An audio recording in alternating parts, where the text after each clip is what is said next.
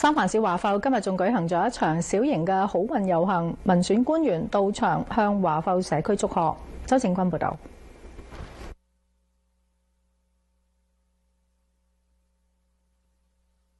華埠歷史文化協會今年係第3次舉辦華埠遊行，刀板街一帶佈滿農曆新年嘅裝飾，除咗放鞭炮、舞獅同埋派利是之外，有一系列嘅文娛表演，社區領袖響現場雨中拜年。喺呢度謹代表華埠歷史文化協會 CXA 同仁們，向我哋嘅社區、我哋嘅灣區各界人士、中西朋友們，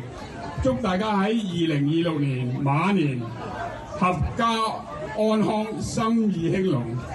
正如今年生肖上嘅主題馬到功成，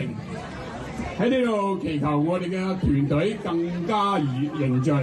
我哋嘅社區更加團結，更加活躍。一計時暫時喺度祝大家馬年幸福、身體健康、萬事勝意。Hello， 大家好，祝大家馬年行好運，祝我哋僑社百業興旺，祝我哋嘅小商業生意興隆。